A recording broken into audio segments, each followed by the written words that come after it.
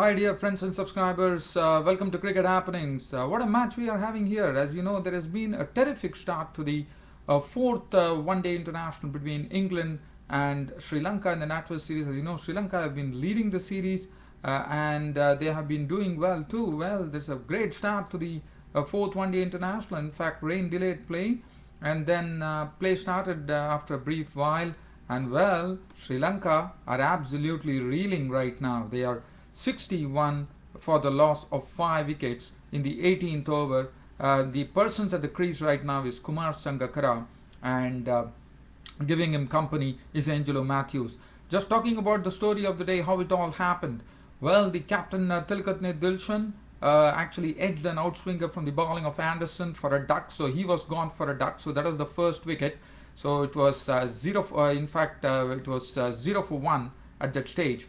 And then it was the turn of Mahela Jayawardene, who has been the informed batsman throughout the series. For a change, he failed today when Jayawardene was caught by Trott of the bowling of Bresnan. It was a very good, I wouldn't say it's a very good ball. Probably the ball could have been well left by Jayawardene, but Jayawardene fished at it and Trott took the catch and the slip. So he was gone. So that is the second wicket to go. And at that stage, they were 11 for 2. After that, it was the centurion Dinesh Chandimal who made a century at Lord's Cricket Ground the previous match, succumbed there as Anderson got a ball to nip in. Actually, it was a very good in-swinger, wrapped him on the front pad, and it was absolutely plump. So he was walking for a duck there, Dinesh Chandimal, LBW bowler Anderson, and Sri Lanka were in absolute trouble at that time. They were at that time 11 for 3, and then Kandambi came in and joined Sangakkara. But well, Kandambi also had to go back as he was out for 15. As Anderson once more came in and forced the Kandambi to actually edge a ball into the slips, and Kandambi was gone for 6. And Sri Lanka, as I said, were just losing wickets time and again, and they were. At that time, they were 20 for 4 when Kandambi departed, and Suraj Ranadive, the right-arm off-spinner, was promoted in the batting order today, and he came in, and well, he showed some aggression there by taking the attack there, by hitting broad for 2 boundaries, and that was it. After that, Sangakkara has been playing very well right now. Sangakkara is the person who is holding the innings for them, and you know what Kumar Sangakkara is really capable of.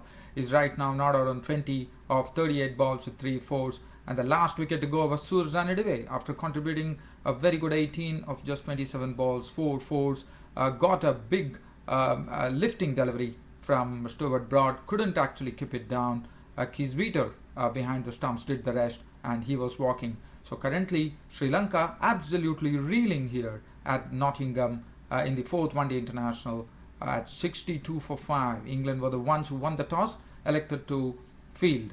Well, meanwhile, Dernbach comes in and bowls to Matthews, and Matthews has cracked this for a boundary. Oh, that would give them a lot of heart there, as Angelo Matthews and Kumar Sangakkara. This is a very crucial pair now, because this crucial pair has to really get Sri Lanka on to a decent score now. And Kumar Sangakkara, well, he's having ounces of experience, but Angelo Matthews was looking good the other day. Made an unbeaten 30-40 odd there. So Angelo Matthews could also really, combine with Kumar Sangakkara and get Sri Lanka onto a decent score where they could actually give a target to England. Whether that happens or not, we will be looking out for that later.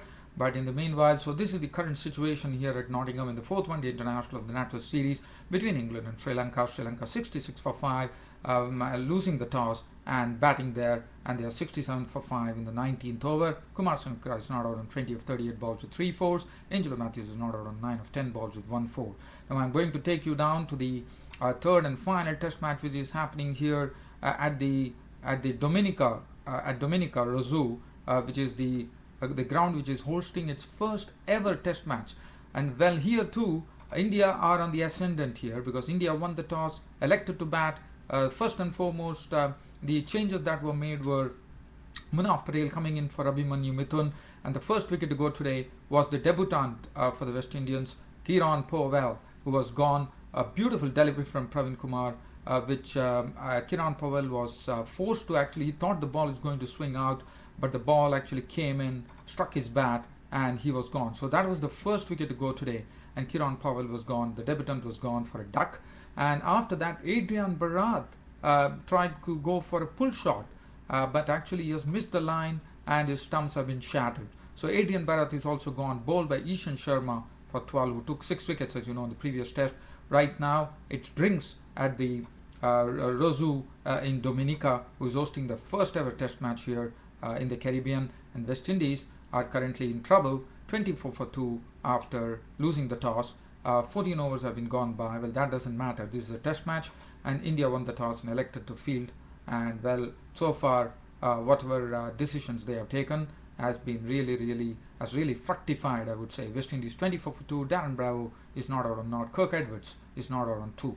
So, well, I'll come to that later, but I will take you down to the interesting match which is happening, and that is the match between England and Sri Lanka. So I will keep some commentary going. While I'm giving the commentary, I will also talk about some cricket news, dear fans. So right now we are in the 19th over in Nottingham here, and Sri Lanka are 68 for 5, absolutely reeling at the moment against England.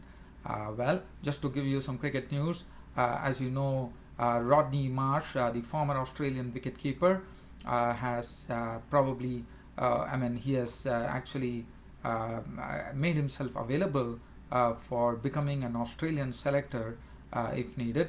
And as you know, he has completed a very successful stint at the ICC Cricket Academy in Dubai. This was a 6-year stint that he completed, and now he's available.